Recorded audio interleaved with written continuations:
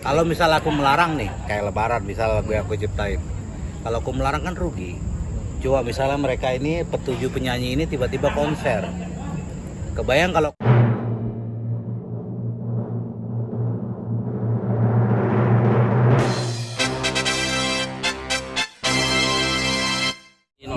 banyak banget, bahkan nggak perlu minta izin karena begitu lagu itu sudah terdaftar di publishing, ya Dot ya. Begitu lagu didaftarkan publishing, automatically sistemnya sudah bekerja, mereka mengkolek baik dari audio, nada, lirik, mereka sudah kedetek. Mau di seluruh dunia manapun, begitu nada yang sama, lirik yang sama, mereka kedetek. Jadi nggak usah khawatir. YouTube kan digital, Iya. Instagram digital. Kalau misal aku melarang nih, kayak Lebaran misal lagu yang aku ciptain. Kalau aku melarang kan rugi. Coba misalnya mereka ini petujuh penyanyi ini tiba-tiba konser. Kebayang kalau konser minimal ada 1.000 orang yang mau videoin. Kalau mereka 1.000 orang tuh bikin status semua di-upload di Instagram, berapa yang gue kolek? Memang begitu sistem kerjanya. Artis nggak ada urusan membayar apapun. Event organizer yang membayarkan ke LMK. LMK itu yang membayarkan ke pencipta lagu. Masalah besaran kecilnya silakan didiskusikan dengan LMK. Apakah artis gua nggak sepakat dengan besaran kecil? Sekian terlalu kecil ya silakan mau dapat. Ya relatif. Semakin banyak lagu itu dipromokan, semakin banyak lagu itu naik ya berkembang. Pasti terjadi lonjakan. Sama. Karaoke juga sama. Cuman yang aku pertanyakan adalah bagaimana dia mengkolek dengan karaoke kan begitu. Karena aku dengar sih, aku belum tahu. Yang aku dengar LMK mengkolek hitungannya table. Harusnya hitungannya lagu. Kalau dia bicara restoran baru dia hitung table. Harusnya, tapi aku nggak tahu, aku dengar seliuran. Belum tahu juga sih. Nggak perlu. Karena regulasi di sistem digital yang sudah terbentuk automatically. Kecuali penciptanya diganti, bukan nama Dodi.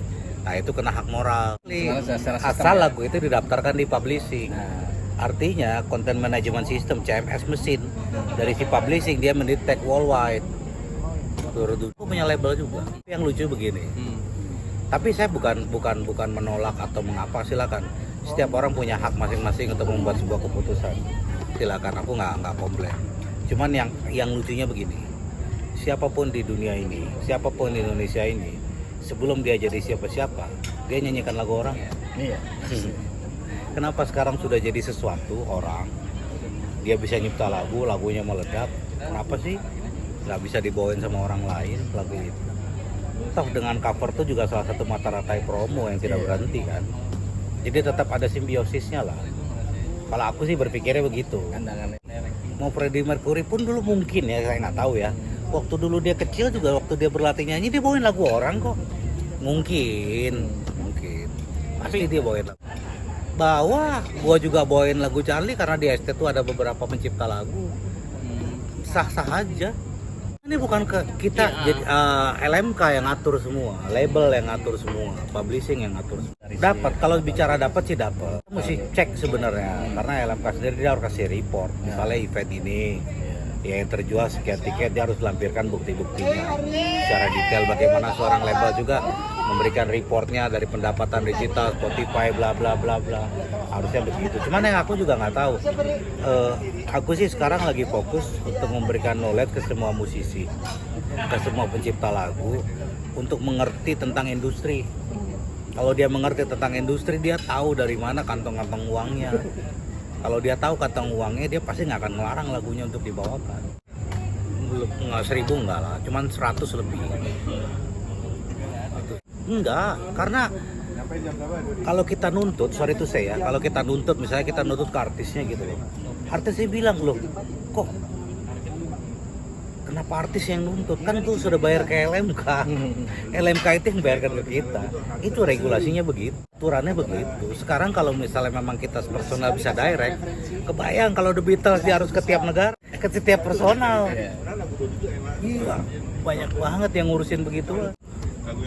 Ya aku sih silakan aja, manggo aja. Artinya aku menghargai setiap pemikiran, setiap sebuah keputusan dalam setiap orang. Aku menghargai itu gitu loh. Kalau aku enggak, aku lebih percaya terhadap industri karena aku sendiri pelaku industri dan aku juga punya label. Aku sangat mengerti tentang bagaimana sistem penjualan, perdagangan, bisnis di label ini.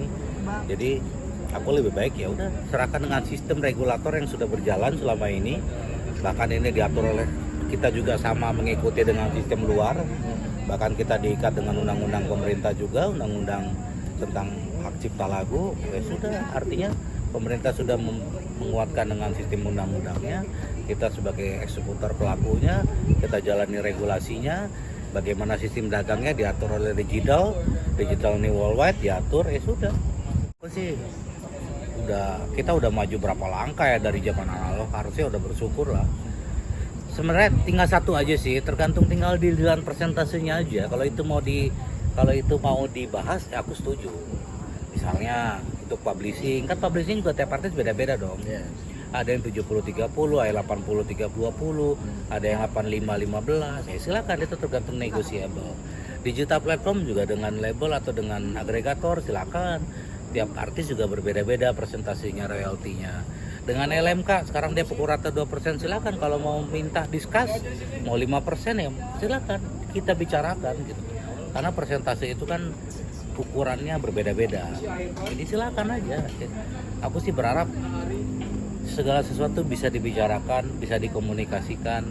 Nggak harus saling menuntut somasi lah. Itu yang terjadi saat ini.